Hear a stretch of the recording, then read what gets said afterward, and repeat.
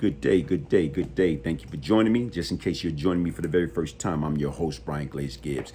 And you know what I'm going to talk about today? I'm going to talk about part two. Kelvin Doe, a.k.a. King Allah, versus Lorenzo Fat Cat Nichols. Winner take all, part two. Here it is. This is a photo. Mean cat. Okay? Also, they call him Busy.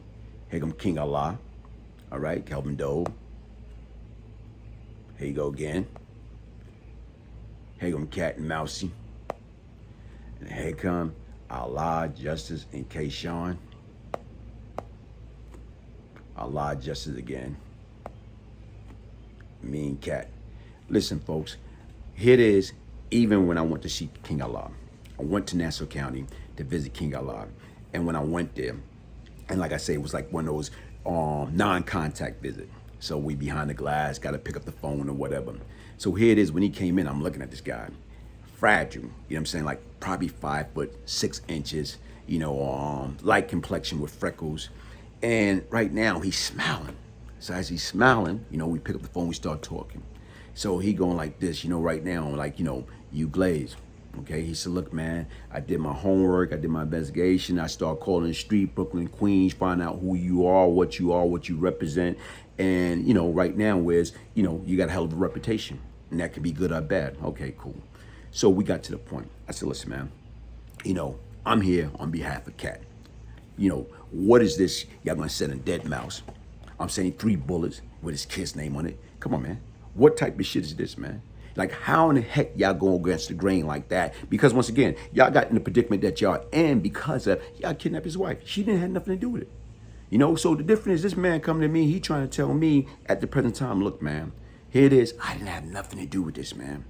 He said right now is when they brung me involved and put me with this or whatever, they brung this to me, guess what?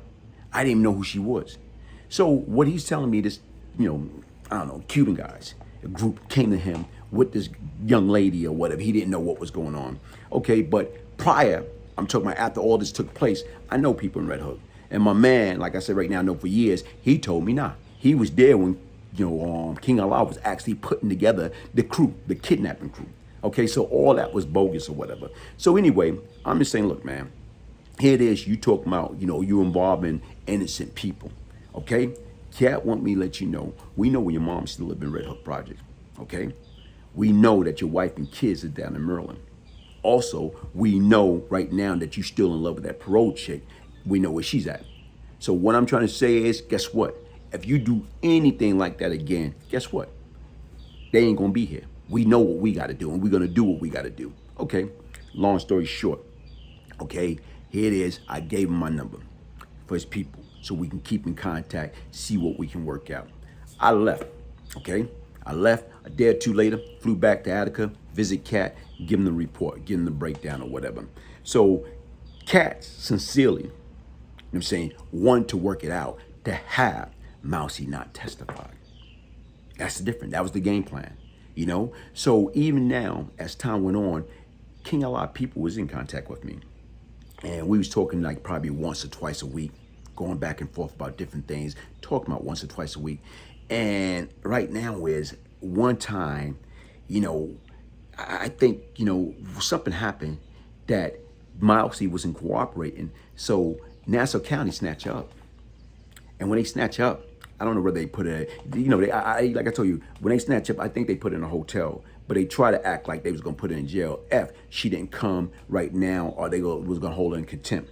But anyway, King, a lot of people call me up. I'm at the Cypress headquarters, and while I'm there, we talking, and he going like this. Well, what's going on? Y'all better do this. Hold up, time out. Let me wait. Let's see what's going on. Cat will let me know. And this cat is going off, man. Well, y'all better do this, y'all better do this, y'all better do that, man. Like, man, hold up, man. Who the hell you think you're talking to? I said, listen, man, F y'all. I said, if King Allah didn't do that stupid stuff, yeah, he wouldn't be in the predicament that he in right now, man. So don't be calling me with that BS. So I hung up on the cat, okay? So when I hung up on the cat, this dude called me back.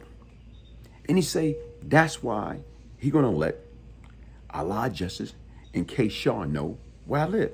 I'm like, huh? This guy called me back and say, that's why he gonna let Allah Justice and Kayshawn know exactly where I live. Man, I had a fit. When he told me that, I said, hold on, wait a minute here. Where you think Allah just got shot?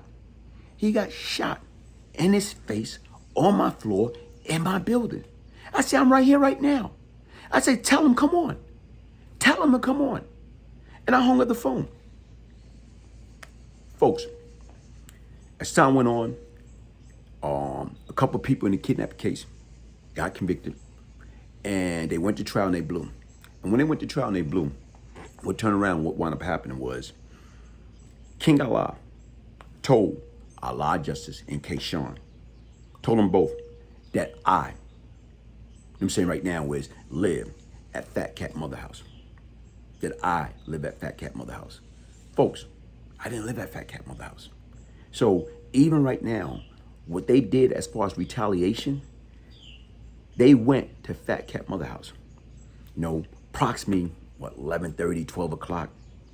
And they shot it up and threw a fire cocktail through the house. Sit back, let's think about that. What type of mindset? First of all, right now we are in some LA stuff. Y'all going, you're looking for me, but you go shoot up a house and throw a firebomb in there. Keep in mind, probably like right now, within a half an hour, I had just left that house. And Mama was right downstairs on the couch, laying down. She said right now, when I left, she just lay down on the couch. And then all of a sudden she started hearing noise. And she saw that the little cocktail bomb went through the house. And it caught the fire on the curtain. And when the curtain went on flame, she trying to put it out. Mama, little petite thing. As she tried to put it out, there was nothing that she could do. It was nothing that she could do. So the difference is the fire started spreading. So she got in contact with her husband, Daddy Amos, wake him up to get him out the house. Because the fire started spreading. She got, okay, grandkids in the house that she trying to get out. Okay, one was 4, one was 10, one was 12. So here it is, she got her daughter that was 51 years old, that was wheelchair bound, that was in bed at the time. Here it is, she couldn't get out. And right now, she got everybody out. They try to get, the 10-year-old went back. Because I was trying to understand why in the heck did he got burned. He the only one got burned bad. He went back in there and he tried to get his grandmother out the bed. He trying to pull his grandmother down those stairs and he couldn't.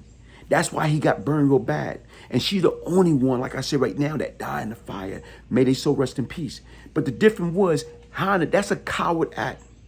When you sit back and you think about what this took place, how do we involve innocent people? Okay, we all know what we sign up for, but how do we involve innocent people? How do we involve innocent people? Here it is, Cat mom didn't have nothing to do with it. His dad didn't have nothing to do with it. His niece and nephew didn't have nothing to do with it. Right now, his sister didn't have nothing to do with it.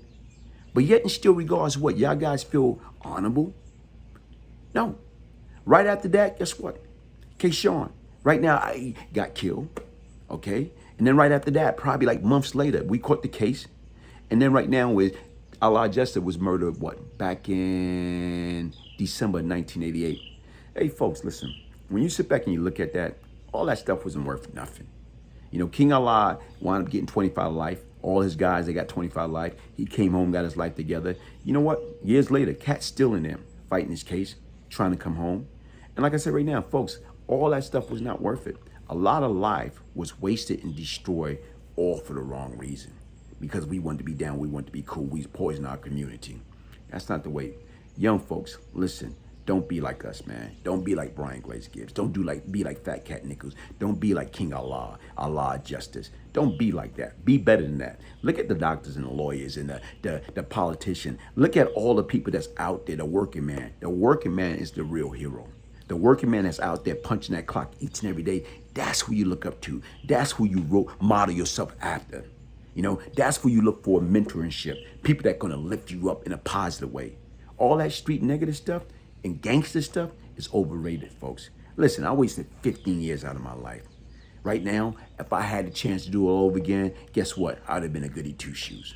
Listen, hit that like button, subscribe to my channel. My name is Glaze Gibbs. Crime doesn't pay. If I can change, anybody can change. One love. And most people fear Glaze. When they threw that fucking firebomb through the house, they started a war. And right now, if it wasn't for him stopping me everybody that was responsible for it, they would have lost somebody, more than somebody. They would have lost a fucking whole generation that day.